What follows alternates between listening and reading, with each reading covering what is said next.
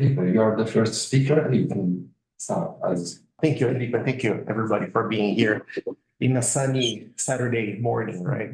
So, well, first, of course, I apologize because even though we are supposed to be talking about Nishitani and Nietzsche and Meister Eckhart, I don't think I'll talk a lot about it, at least during my presentation. Of course, we can do something like that for the discussion. So I'll try explaining what I wanted to do today. So I'm going to read. I think it's going to be easier. I'm sorry. This is what I was going to read. So even like the jokes and stuff are all here, so you can see how I do my presentations usually. You're going to see everything naked here, right? So when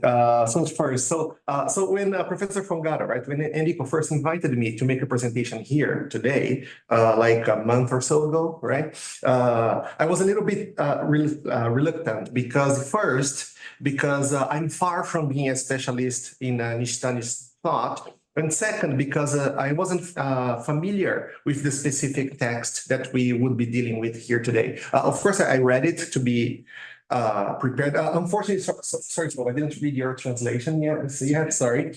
I'm sorry. So, but of course, I read to prepare for it. But then I remembered that when I first arrived here in Japan in 2011 as a candidate to Nagoya University, our neighbor university here, to Nagoya University's master program in philosophy, Nishitani was actually, even though I came here to study Nishitani was actually the first philosopher my at the time supervisor, Miyahara sensei, recommended I should try reading in Japanese. So I gladly decided to accept Professor Fongara's invitation, and I decided to get back into Nishitani's work and into the text that I had originally presented in the first semester of 2012 in my old seminary. So actually I'm going, so of course, like I was saying, like I read this to prepare, but I decided to go back to what I studied, like the very first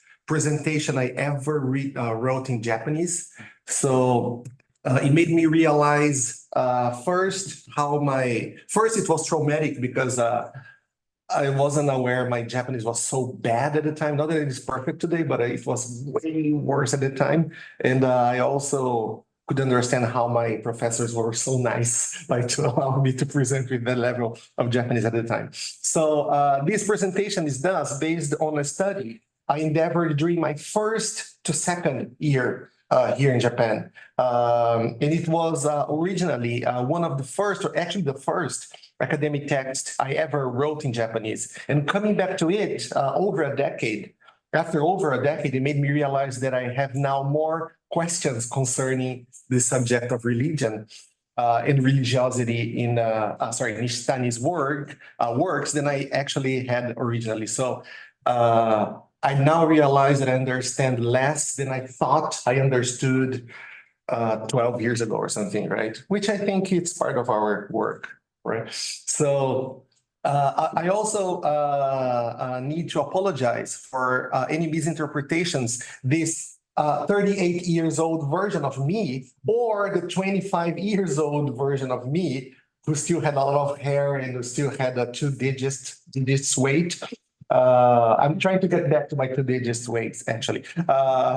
May have concerning Nishitani's religious philosophy and his religious quest, as they translate in the English language version. But then again, like I don't think like Shukyo Teki Yokyu should be like quest. I don't think it's the best possible translation, but then again, like request. Yesterday we were talking about demand, right? So, or maybe some other translation. So I think this is another thing we can discuss here. So, according to Uno Taitetsu, in the religious philosophy of Nishitani Keiji, in order to properly understand Nishitani's philosophy, one should first understand his concept of religious quest or religious request in this translation, right? So Shukete Hyokyu. And therefore, the objective of this presentation today is first to clarify the concept of religious, I'm going to use request, right? Of religious request, present Nishitani Skeiji, Shukyo to Nanika, and the way through which it comes to define religion, or he comes to define religion as a necessity for life. So, in Kaze no Kokoro, which is another text from Nishitani, he holds that the most important question for humans or for people is that of the soul, right? Or the question of the Tamashi, right? So hence for him in Kaze no Kokoro, which is actually one of my favorite texts from Nishitani, materialist philosophy would be far from being the proper way to try to achieve an understanding of the nature of human life. So when I first read Japanese philosophy over 15 years ago, this is the 38 years old version of me speaking now. I couldn't help but feel a certain degree of discomfort in face of the many terms I saw borrowed from Buddhist and Zen traditions that were at first when I was reading presenting the works of Nishida, and when I was reading Nishitani's thought, the influence of religion, including even Christianity, felt even more intriguing to me. So it actually shocked me in a way, since as a student that was shaped in a strictly lay, sometimes almost anti-religious academic environment. Actually, I came on purpose today with my Brazilian universities research just to give an example of this anti-religious, almost anti-religious academic environment I was shaped in. So I would constantly question myself, and of course question others as well, the professors and stuff, as how could a thought like Nishida or Nishitani's especially, a thought so deeply influenced by religion be called a philosophical thought at all? So that was a major problem for me when I 12 or 13 or 14 years ago. So according to Winston King's in the foreword for the English language edition of Religion and Nothingness, while on the one hand, since ancient Greece, the Western philosophy and religion have established a certain degree of independence or maybe interdependence sometimes, but independence from each other. On the other hand, in the East, religion and philosophy have in a way been able to coexist peacefully. So I don't intend to delve here into the matter of whether Buddhism should be understood as religion in the Christian or the Western way or whatever sense of the word. But roughly speaking, when reading Winston King's words, at the time, I interpreted that this happens because while the major monotheist Western, again, I really don't like this word Western, because when we are talking about Western monotheist religions, and all three of them come from the Middle East in a way, right? So, but again, Western monotheist religions have a dogmatic role in the society. The Eastern religions tend to have a more cultural and intellectual role. So in that context, a religiously influenced philosophy must not be considered a contradiction. Once again, this is what I understood at the time. So therefore, although reluctant at first, I began to accept, although still reluctant sometimes, that Nishitani's religious thought could be considered a philosophical thought in the same way as its Western counterparts that I was used to as a student who had just finished his undergrad in philosophy, right? So on religion, first, it must be said that from a Westerner reader's point of view, and once again, this word West, I think, is very problematic, because a Westerner reader, I'm talking from my standpoint here, right? And then I would ask, what is the West, and is Brazil even West? I don't think so, actually. But okay, it's not part of the Western civilization or something like that. So once again, I know this is a very problematic word to use in this context. But anyways, like at least from my point of view, when I was first reading Japanese philosopher Nishitani, so Nishitani's conception of religion may seem unusual to say the least, right? At least it was for me. So for him, in the Shukyo to Nanika, or what is religion? Religion is an individual affair of the individual. Right. So, being an individual thing, this individual religion that each person of each person does not necessarily implicate in the establishment of connections between this individual, the person, the personal, and the traditional religious institutions. Of course, it is possible, but it's not necessarily, right? So besides, according to Professor Langdon Gilkey, right, in his study Cage's Religion and Nothingness, I believe everybody is familiar with this book, the general conceptions of religion deal with the relations of the finite being, man, with the infinite being, God, right? So I pick some examples. So for example, Schleiermacher states in All Religion Speeches to its Cultural Despisers that religion is the institution of the infinite of the infinite thing inside of the finite things, or else the institution of the universe. And then in the 19th century, Rudolf Otto argued that religion is the idea of the holy. So as a Brazilian who was raised in a Catholic tradition, I don't consider myself a Catholic. I don't consider myself a religious person at all in a way, but it's impossible to escape from my Catholic tradition or environment, right? So that I was raised in. So for me, both appear to me as being very familiar conceptions of religion. However, on the contrary, especially when I was reading Nishitani, I understood that in his conception, the nature of religion is to seek the consciousness of the reality, or else the real consciousness of reality, right? So, jitsuzai no jitsuzai dekina jikaku. I really like this part. So, and thus religion is not a mere part of human life or of the universe, or not part of my compound of beliefs or something like that, but the way through which one could, or actually should, seek to understand the true nature of life. Of life, the universe, and everything that exists in it. So in the introduction to Religion and Nothingness, Nishitani wrote as follows.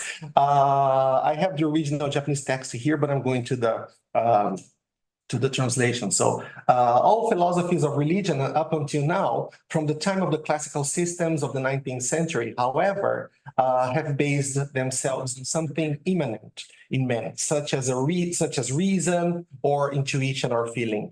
This is in the very beginning of Nishitani's text. So in my view, it has since become impossible to institute such a standpoint, given the nature of the questions that have meantime given rise to the thought of the later Schelling, Schopenhauer, Kierkegaard, or even Feuerbach and Marx. And above all, because of the appearance of positions like the nihilism of Nietzsche.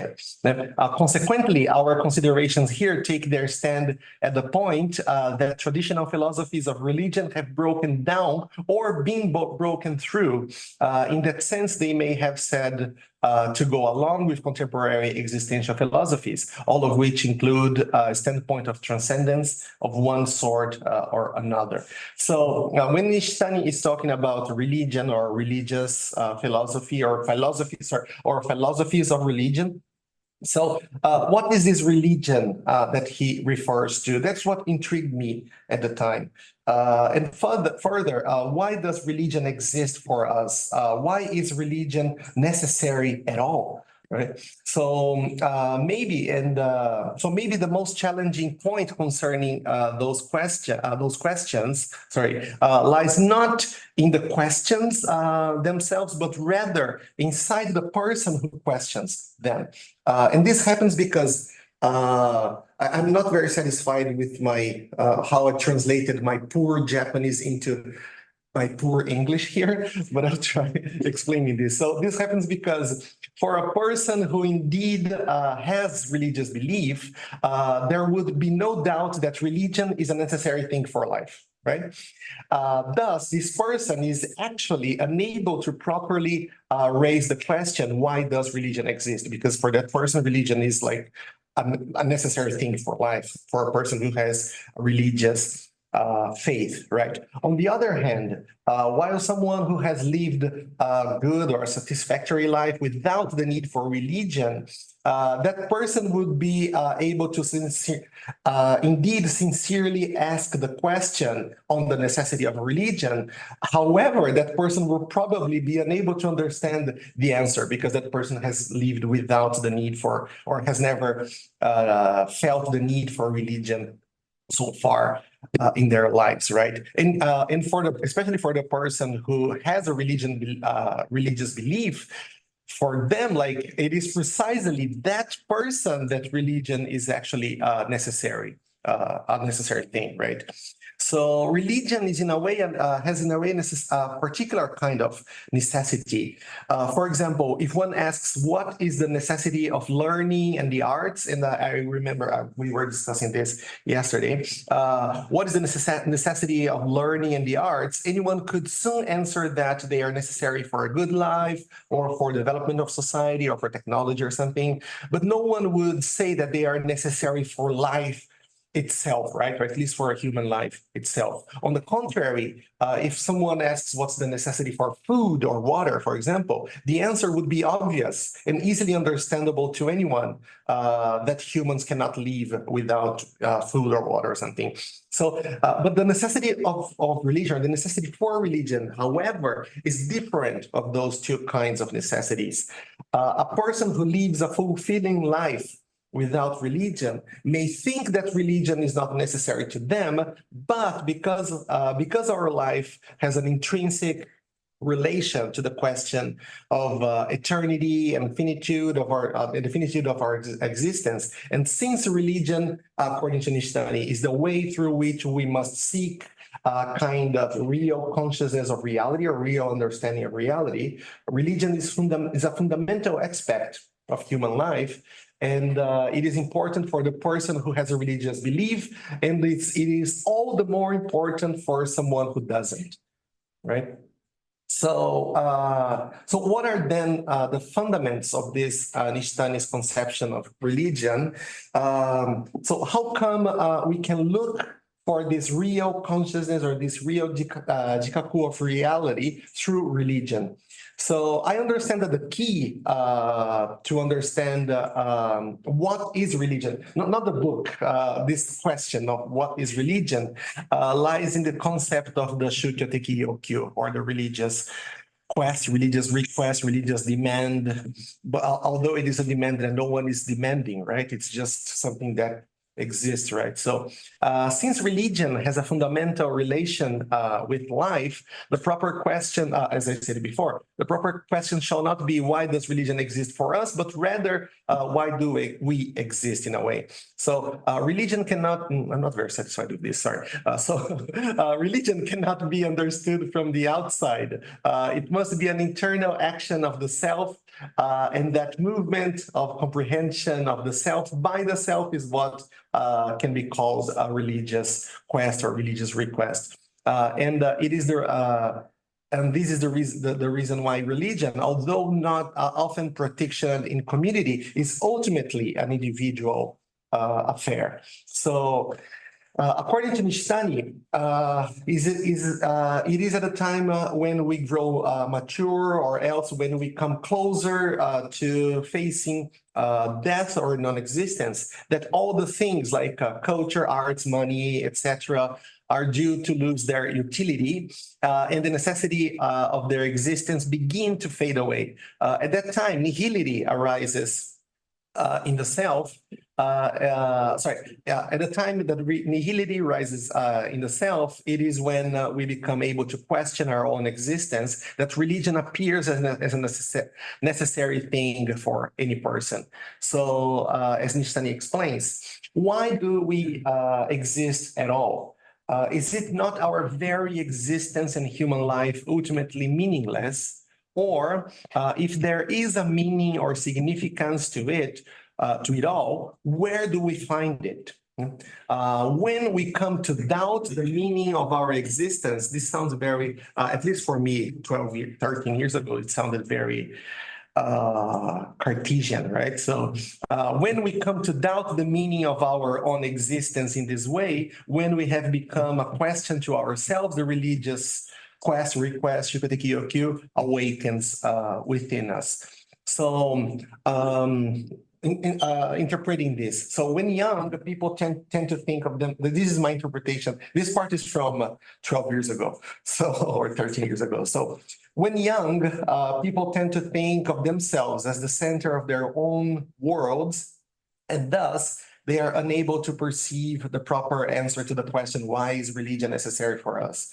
So because of that, it is when we become mature that we can leave behind all these things that we had certain. Once again, it sounds very Cartesian, right?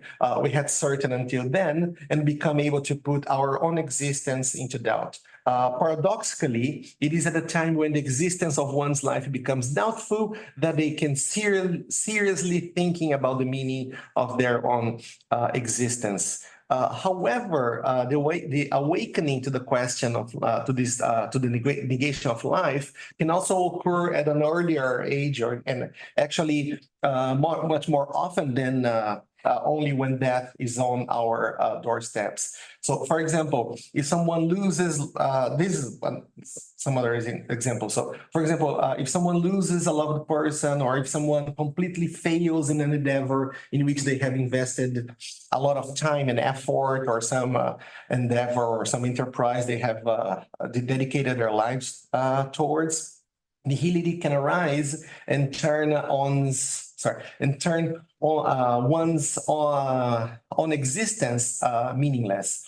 So since the affirmation of life depends on the existence of death, our existence is one in constant struggle against this non-existence.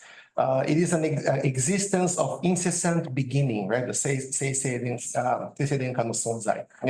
And in fact, every time that there is something existing, there is also its negation. We see something not that different from this in Nishida as well, right? So I'll try to be a little faster. At first glance, to say that when we become mature is a time when we can leave behind all the things we believed until then and become able to put our own existence into doubt, it must look like the main theme of Eckhart's first meditation when he says that, I'm not going to read Eckart, I'm pretty sure everybody, as we say in Brazil, you are bald of hearing that too much. It doesn't make sense, right? So in the first meditation, Eckart established the reality of the ego, or the existence of the self. And from that, he developed through the course of the meditations, the reality of the other existing things, such as his body, the world, and God, and etc. However, Nishitani's religious demand, request, is in fact definitely distinct from Descartes' hyperbolic doubt, since according to the cogito ergo sum of the meditations, the fundament of the reality is establishment of the ego. Descartes explains the ego through the ego itself and thinks the cogito through cogito itself, right? On the other hand, in order to seek the real consciousness of reality, Nishitani's religious demand or request questions the ego, right? And takes it into consideration through religion. So when our own existence becomes a doubt or becomes doubtful, the self becomes or starts to become meaningless, as do every other thing in the world, right? Leaving behind only nihility Because of that, when the existence of the self becomes a doubt in itself, all the other things become doubts as well. At that time, the barrier between that which is questioned, religion, for example, and that which questions falls, and the self itself becomes this idea or this great doubt. So the negation of the self is the nihility and the fundament of the reality. Nishitani's real consciousness of reality means at the same time the becoming aware of the reality and the reality realizing itself in our awareness, right? So Nishitani's reality holds at the same time the meanings of to understand, to wakaru koto, likai suru koto, and to realize, to jitsugen suru koto, in such a way as its English counterpart of the word, right? The word reality, when you say realize in English, at the same time it means, and I'm not a native speaker, we have at least one here, right?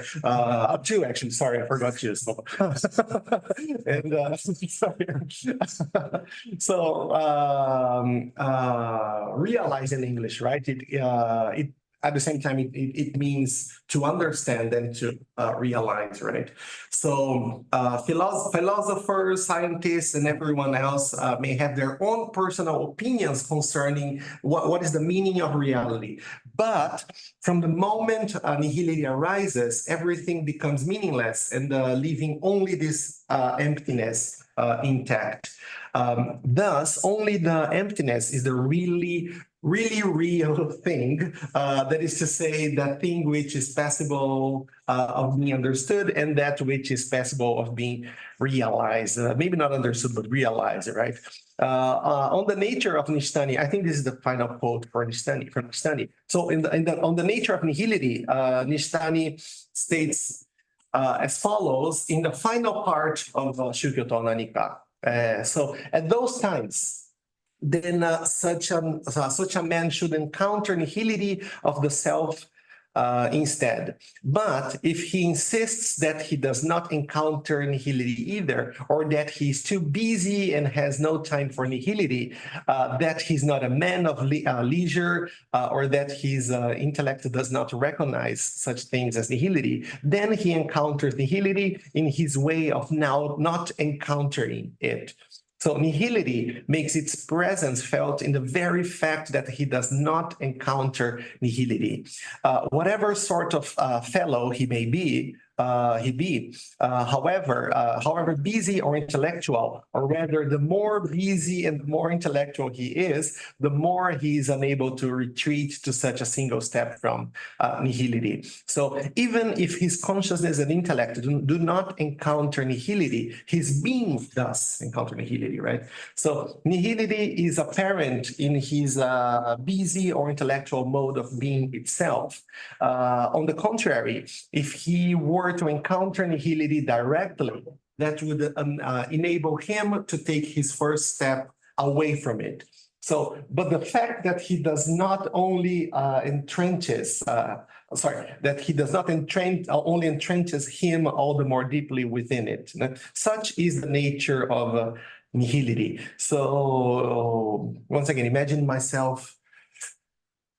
Let's forget about the hair and weight stuff. Imagine myself or ourselves, we'd be like 24, 25 years old, coming from this, once again, like almost anti-religious academic life, and trying to read these in Japanese of all things. So I think philosophy, there's a lot of trauma involved in it. Sorry. So just to finish. So from everything that has been considered at this point, I understand, or I understood, right, would be better maybe, that nihility arises as the self's existence fades away, and that nihility is the consciousness of the emptiness, while the emptiness is the fundament of everything else, and precisely the this true consciousness of reality. So, according to Nishitani, through religion, we are able to seek the real consciousness of reality. And in order to achieve that, we must turn the self into a question through the Shukateki-yokyu, right? Additionally, when we face death or some other major loss, the existence of the self becomes meaningless, and nihility rises or arises, would be better, right? Arises inside ourselves, and we become able to understand the consciousness of reality. In the end, as it was mentioned above, the reality that we are looking for is this emptiness. So in his work, The Self-Overcoming of Nihilism, Nishitani endeavors a deeper explanation on the concepts of these concepts of emptiness, nihility. However, one must first understand his concepts of religion and religious request, presenting what is religion. And from the standpoint of what is religion, of Shukyo to Ananika, one must now research the self-overcoming of nihilism, as well as his other works to continue on this endeavor, which I actually left behind 12 or so years ago. So I think, for now, should be okay. I have bibliography and stuff. So I think basically that's it. So I try to present two versions of myself in this presentation today. And if you're going to be harsh, please be harsh with 24 years old me, not with 38 years old me. Is that okay? Okay, so thank you, everybody. Thank you. Oh, thank you, Felipe. Thank you. Thank you. Okay, So, if you have questions, can you? So,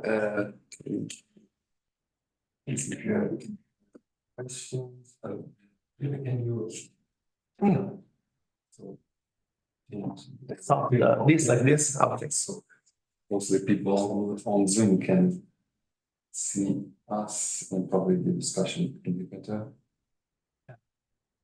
Don't ask me anything. I'm the one asking. Just comment. No. I think that you're okay. So I'll talk to the 25-year-old you. Thank you. You have great insight and a good perceptive approach to, I think, what's going on in this text. One of the interesting things is that the book is called Shukyo to Nanika. So it's this TSD question, right? What is it? What is it, right? And in this prologue, he has this thing, well, we can't say what it is just by appealing to examples, right? We can't just look at, okay, well, this is what it has been, but it has to have this unique kind of structure to how we answer it, something that goes to the past and to the future, something that's able to bridge time in this way. Now, one of the interesting things that I've been trying to look at is, exactly, this issue of the yokyu. So where did this idea come from, and why was it so key to this text? And already in the 30s, Nishitani was developing his idea of what this yokyu was and the importance of it. And there, to bring us back to that sort of Aristotelian background, he identifies the yokyu as the arche.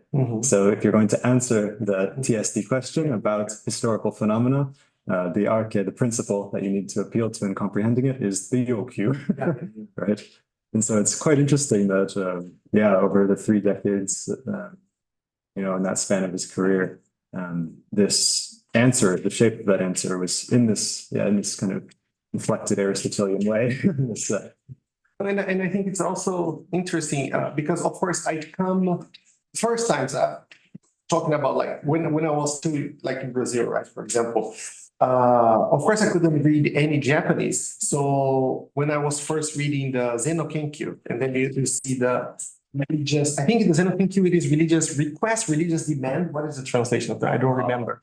But something like that, right? I think religious demand. Yeah, I think is what so, they right? must have, and Yeah, yeah. describes- I think they did demand. I think should be demand, but then I was reading that and then I come to Japan and I tried Many translations here. It's nice thing for fun. And no, and then I actually sorry. Can I say I thought he was writing the soba menu for the for lunch. I really did. I really did. It's the lunch menu. Sorry, it is special. So and then What do you do? so then I'm reading in Nishitani in Japanese actually before reading Nishida and he's talking about Shikoteki Yokyu. And then I go to Nishitani in English and it says religious quest. But then like it took me like 3 or 4 years to realize that Nishitani's religious quest and the Nishida's religious demand in Japanese are actually both Yeah. Shikoteki Yokyu. So- So the English translations Yeah. they fooled me Yeah. into thinking they were talking about two different, or maybe talking about two different things, but those are two different terms. So And one other kind of perceptive thing is the request, this kind of, questioning structure to the Yokyu. So I'm going to quote this from, so this is actually Teki Narumono to Senten Teki Narumono from the mid-30s. And Nishitani says, 一般に要求とは、すでにプラトン以来考えられたごとく、一般に空虚あるいは欠如を満たさんとすることであり。And then in parentheses, wants. So he's putting nihility there already. Yeah, this kind of vacuity, right? So it's a want in English, bedürfnis in German. などの語がこれを表している。Then the next thing, so 一般には答えを求める行為である。故に要求はそのうちに常に満たされるべきうち、あるいは余地を準備し得る。問いは可能な答えが入る来るべき場所を自らのうちに開き、設けている。So we've got this, to demand or to request something, right? Yeah. It is literally this, this questioning, but the questioning that opens up the possibility of an answer.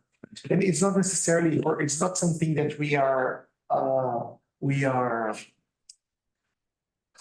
actively asking, right? Like the demand is it's there, right? Because when at least in English, when I think of request, it sounds to me like something that you are asking, right? Or something that you're. Sorry, Indico, you.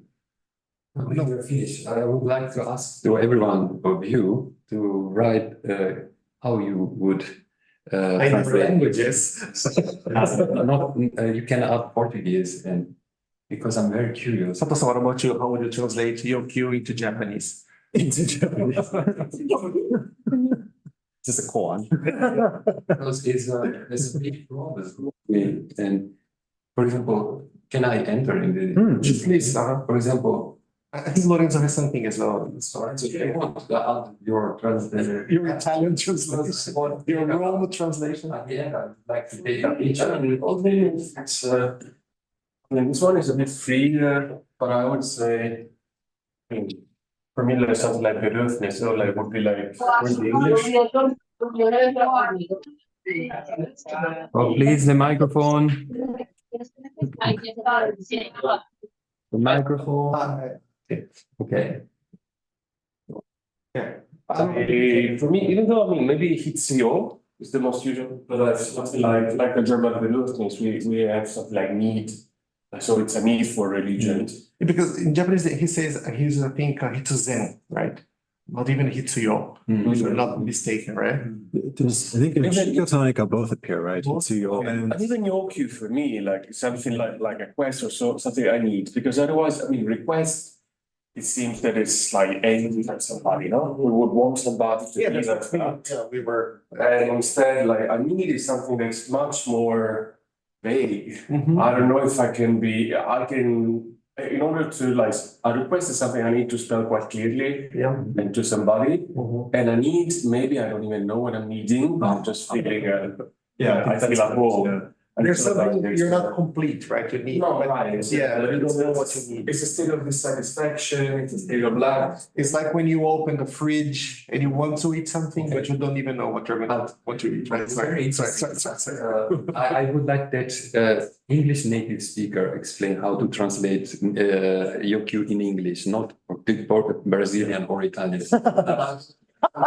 From you, no, how you would translate it in Italian? Bisogno, okay. And Felipe, can you add? Yeah, I'll think while you discuss. And Nishida himself, for example. We have Carlos in Spanish here as well. Okay. Nishida himself translate with Forderung, Postulat, Anspruch, Zumutung. They are completely different words. I would ask to Tobias to explain us what is the difference. For example, at least in the Nishida section that I know, Nishida doesn't use the doofness. That was also for me the first choice, the first idea I had in my head. And yes, actually in Italian I use when I'm translating, for example, I'm translating Nishida uses a lot yoku, but in relation to New Kantian. So sometimes I think that the postulato is good, but sometimes is esigenza, sometimes istanza is also seems to work. Bisogno, okay. And then the next step is the verb. There is also the verbs yoku suru. How do you translate yoku suru? Normally I translate it pretendere, richiedere, postulare.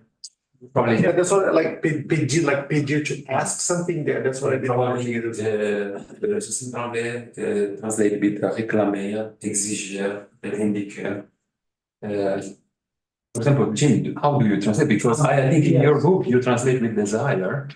Is it, Yes. At the time that Nietzsche was writing his Zen Kinki, okay, so in the early decades of the 20th century, there was talk among anthropologists, which then passed over into psychology with Freud and Jung, of a religious instinct.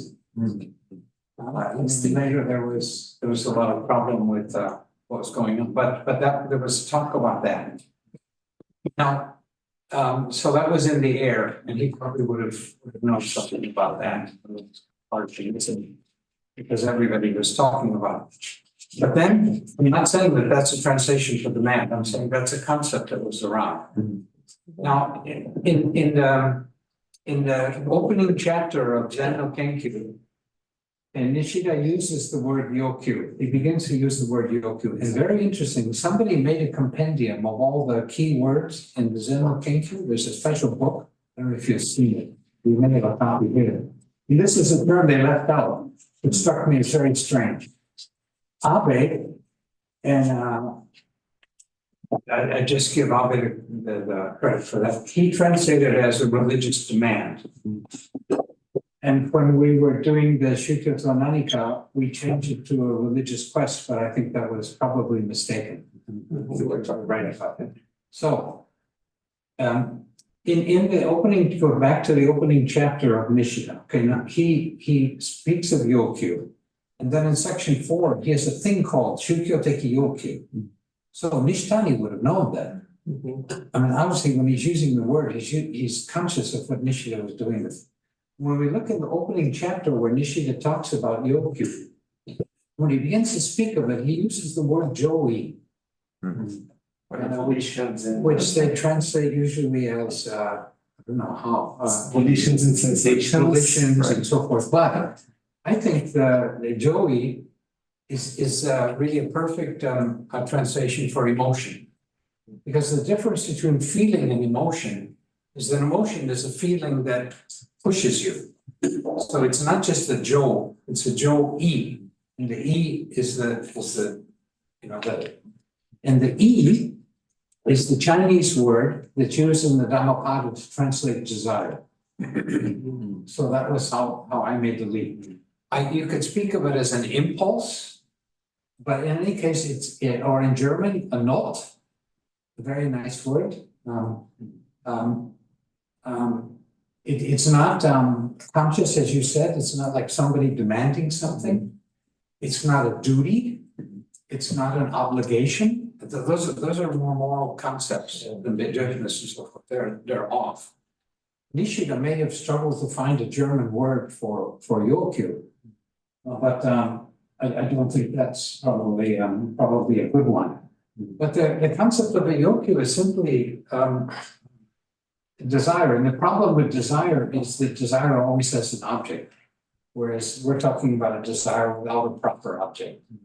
And so this is what we're talking about that. This is why Lacan came up with the idea of the petit désir, so for and then the big desire, which doesn't have an object, it just fills you up.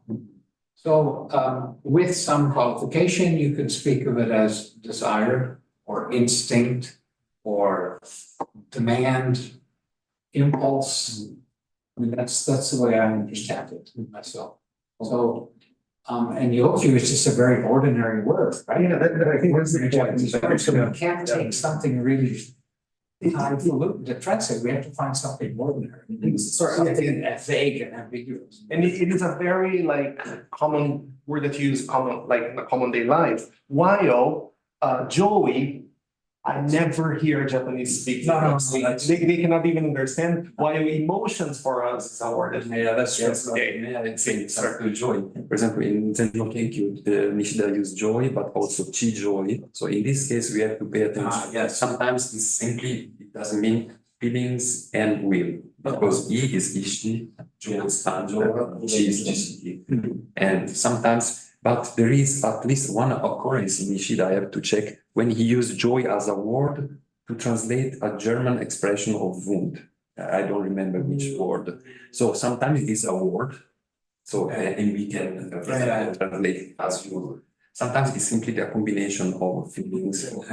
But even if it is a word, is it a word that he coined or not? Joey? No, I don't think so. No. And again, we have a distinction. We can make a distinction between feelings and emotions, but Japanese doesn't. Yeah. So it's not that. Yes. The reason it's not an ordinary word is that the distinction is collapses into a single word. Yeah, there's a few. So I think we all had this problem when we were first reading Japanese philosophy in Japanese. I think this happened to all of us when they write about kokoro. And for us, heart and mind are two completely different things. Also, if you look at Art and Morality, he talks about feeling in there, and he plays with several different words to show the differences from Fechner, I guess. And my impression, sorry, before give you my impression that Zen no Kenkyu Nishida try to use Western category and to create correspective Japanese words with the typical philosophical anthropology that man is knowledge, feelings, and will, and intuition, intellectual intuition. But what is interesting for me that it doesn't work. So therefore, sometimes it's combined joy to say something, sometimes separate. Sometimes chijoy is one word that we should translate with knowledge, feeling, will as one word. Sometimes it means clearly three different things. So for me, it's very interesting, exactly the problem that Nishida has to use this kind of conceptuality to say something that is the Shinjitsuzai, the real reality, that must be Chijoi as one word. And to make an analysis, but at the end, you have to go back to the synthesis, the original experience. For me, is really interesting to see how difficult it was for him to explain the direct experience with this typical modern conceptuality. But so, sorry. Yeah. So the Kanazawa lectures in psychology, Nishida does do a pretty fine-grained analysis of the distinctions between feeling, emotion, sentiment, attitudes. So a lot of that sort of psychological terminology sort of gets hashed out in his translations of the psychology of the day. But one of the interesting things is I think this issue of joy doesn't really become important until he gets to his lectures in ethics. So this concept of joy, he does not think can be treated by a science of psychology, but it has to be something that's treated by philosophers. And one of the issues in the psychology of the day was the relationship between intellect and in English it was called orexis. So they used the Greek term. And orexis was supposed to be the striving aspect that encompasses both the will and this sort of the felt desire, right?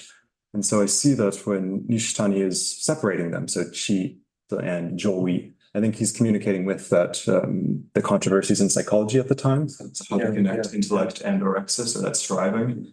And then I think, exactly. Say something like that, right? That he's really science psychology. Or that's right. So you can't divide them completely, but you have to see them as unified, right? And I think this gets back to the yoga. You would just have to handle it differently from the way he did. Yeah. I mean, if you took the general term desire, you could qualify it as saying a conscious desire. You could call it an unconscious desire. You could call it a deliberate or directed desire. Yeah, but the desire is the what do you call it? The ambivalent word that kind of fits in all categories. That's the level of the OQ. Yeah. So, but we would do it a little differently from simply changing words or adding a character. We would do it with adjectives. But then, would you translate Shukyoteki Yokyu with religious desire? But you would need a footnote. Citations are. Yeah, you would need a footnote. There's the same thing with Desejo as well, that I wrote there. So it's the same. Like Desejo is like desire. It's different from. What I've been seeing, I don't know if it's gonna be interesting for you as well, but most of our translations would be just also translating just the Q, the motomere. And instead, if I see, I always found low Q also interesting because the first one is kalame. So like, it's not just telling something about how we relate to that, but okay, there must be it's a pivot, or like yosuruni is the essential thing. So like, it's also yosuru, and then yosuru, iru, so on. But like, especially with kalame is the physical, like central, is the parts around which I think the spinning is the kalame ishi, or in the Namazu legend.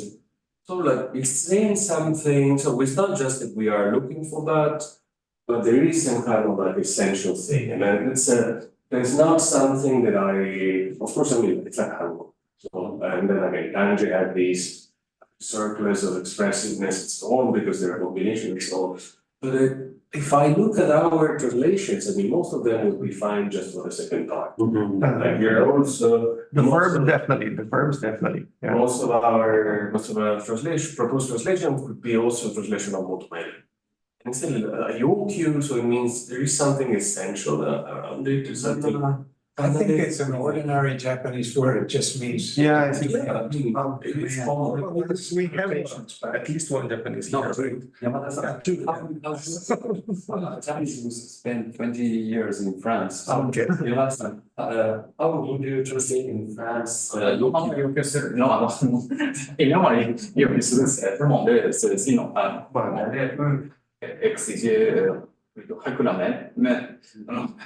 in the context of translation, as Heidegger said, desire. Yeah.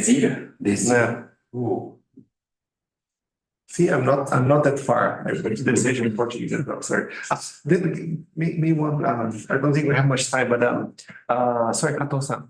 As a Japanese, okay, what would be the difference for you between yokyu suru and motomeru? 日本語でいいですよ。もちろん。もちろんですね。すいません。山田さんもそうですね。求めるの違い。私の感覚としてはあまり違わないというふうには思うんですけど、そうですね。要求、求める。要求の方が強いかなと思う。あ、でもそれ。そうですね。なんか、そう、要求する。私は愛を求める。私は愛を要求する。あるいは哲学、フィロソフィアの翻訳として、知恵を求める。ですね。これね。そうですね。確かにね。知恵を愛し求めるっていう時とは確かに要求、その場合は多分要求と求めるってちょっと違ったニュアンスにはなるんですけど、やっぱり文脈によるというか、要求と求める2つ並べた時にそんなに違いっていうのは目立たないかなっていうふうに私は。やっぱりそのコンテキストがね、重要だね。ありがとう。そうですね。求める要求としてあるべきしてる要求のはすごい強い。なんか、さっきの宗教的要求を読んだときに何かその自発的ではなくて何かに突き動かされて、何を突き動かされて、インボロンタリーというか、なものがあって、それに突き動かされて、っていう、そういう意味合いで、捉えたので、デザイアとかデジール。やっぱし、求める really has subject. Oh, this is great. Nice. I mean, desire is a good translation, and also because I like very much that you use Dhammapada in the translation of E to, for example. Also because the concept of will, of ishi, is a new word coined in the Meiji period. And Sorry. Ishi. Ishi. Okay. It's a concept of will. For example, in 自覚における言葉の話せ、Nishida uses the word 意志する in order to translate will. It is a word that in ordinary Japanese does not exist. So, and to explain what 意志する字が, to explain this, he said, it translates not with したい, but 何ですかto suru. He used this kind of because it's completely artificial. And I didn't know, for example, I give here a lecture on Pico della Miranda, and he used the verb velle and esse and velle is before esse. And I looked to the Japanese translation, and there is not ishisuru. They tried with hoshi toka hosuru toka, very complicated. Because actually, and then I asked, why don't the translator didn't use ishisuru? Simply because it's a completely artificial word that has no meaning. So then I thought, hey, Pico is completely ununderstandable for my students. because everything is based that will, velle is more fundamental than esse. They don't have a concept of esse and have not the concept of velle. So what I'm talking with them, it's obvious that they, the first impression, they don't understand what is the point, where is the problem. Since we've been talking about desire and so on, something that isn't also yoku?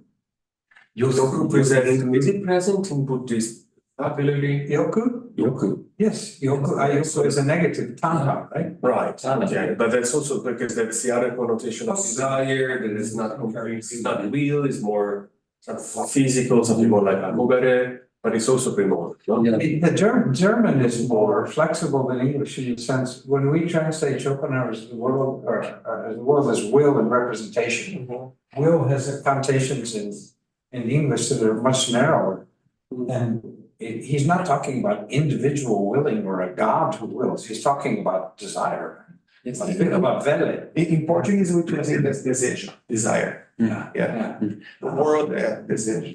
And then probably therefore going back to Nishida, he used new word like joy or so, because only E is something, or ishi could be unsatisfying. So he preferred to add the joy to E. I don't know. So when I translated Nishida, I tried to imagine in that period in Japan, this kind of conceptuality imported from Western was completely new and difficult to apply to an experience that is something rooted in Oriental or Buddhist experience. What I think was interesting, of course, one of the thousands things that are interesting about Nishida is that he's very aware of that. That's why he's trying to make all this Ishitsuru Joey or something, right? He's aware of his own. So, and therefore, and exactly, and I am not translating Chikaku ni okeru, and he coined the concept of absolute will. So at the time, it must be completely new, I think. So in the Japanese context, to try to explain Shinjitsuzai or Chokusetsu Keiken as zettai jiyu ishi, zettai ishi. The same thing here, sorry, Enrico, about this realize. You see this in both Nishida and Nishitani, how they like the word real and realize, because it has both meanings of to understand and to come into being, right? And they were kind of fascinated by this term as well. So I think this kind of ambiguity of like something realizing and deeply understanding also kind of it reminds me also the way he's using it, yeah, which maybe it's actually based on the word. Which word? Etok. Comprehend. To yes, of course. It's also like something. I think it's a deep Like realizing in myself something by understanding it takes like the whole of my persona, the whole of my will, Exactly. And the tofu is probably. I think it's also used in Buddhism, in Chinese Buddhism. To attain the enlightenment is a toku. Or Nishida uses also taiboku, so through the body. So therefore, on the body. Also, Nishitani is text uses nikkudai. So How do you translate etoku? I don't know. I have to check. But I put always into brackets with explanation so that the Italian reader can understand that it never. I don't use comprehend because comprehend is the normal and I try to make the reader aware that here is something. But I don't remember. Also because sometimes I change. I have to look. For me, that also would be realizzare. Realizzare. But then easy for me because does it work in Italian? Realize, because in Portuguese it doesn't realize. There is also jitsugensu that I translate normally with realizzare. Therefore, I try to use one word for one Japanese term. And this is very important term like toku, taiboku. I try to emphasize and make the reader aware that here Nishida is using a term that we don't have. So sometimes I combine two words and it's a great idea. But that's interesting for me. I'm as fascinated with this realize as Nishida and Nishitani, because in Portuguese it doesn't work. This realize, we have realizar in Portuguese, but it's just against the door. Turn something into real, not understand. So I guess the influence of English in the recent time. Maybe. There is this kind of usage of the verb maybe. But one of the problems we have in English is that some Japanese words that are really rich and very ambiguous, we don't have a similar ambiguous word in English, so we use a Latin root word. And this, for example, just to give one clear example, is the use of the word utsuru. I mean, it carries all these different meanings in Japanese. We have to choose utsuru. We actually use a word like transfer, a very hard Latin word, to do it. Well, in a sense, Nishida had the same problem, is that he had to take this language he was using from James and put it into Japanese. So he chose the hard way to do it. He chose the Chinese term rather than choose Japanese terms. And it wasn't later until after this jikaku where he felt free enough to start using Japanese words and the ambiguity like hataraku and like those and so forth. But before that, he chose these hard Chinese words all the time. We can't really translate them and get the same feeling as English because our words are big.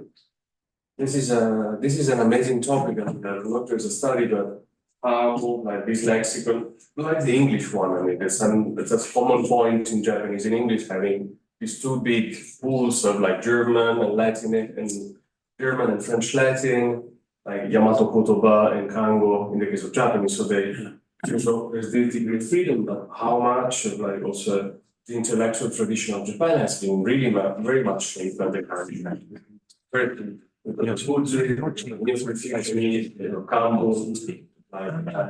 years ago, it was very striking for me. The first Japanese translation of Rousseau or Montesquieu is Gambo. So they didn't translate it in, because of course it was before Nietzsche, so it was like Matsu, and they went just for kanji and having the problems of like translating, for instance, something like rights, which is like absolutely, it's a mystery. But then the fact of like going, like approaching a foreign intellectual tradition through like kanji and kambun and so on, it makes so much sense. I think this is the really important point, and I would like to bring up something in this regard with a discussion, a debate I had for many years with Ueda. If you read Eckart, his sermons, you don't need to read them. You could hear them spoken and understand them perfectly. It was in straightforward German. There's almost nothing that's unintelligible to a farmer in Eckart's sermons. But Ueda, not even a college graduate can read it because he put everything into kanji. There's these huge long strings of jukugo to translate Eckart. And I used to say, why don't you try to put it in ordinary spoken colloquial Japanese as a sermon? He said, but I would lose all the nuance. I said, but you've lost the reader. You've lost your audience. You've lost the spirit of what Eckart's trying to do. And maybe that's an impossible task. Yeah. And maybe it's impossible. Japanese philosopher using most Yamato Koto. Maybe Maybe Watsuji. You mean these guys, right? I was going to say Dogen. I don't know. No, yeah, sure. No, I'm thinking. Not sure. These guys here. Even though, I mean, he also had the problem of like understanding how much Chinese, so yes, maybe he is the. That's interesting.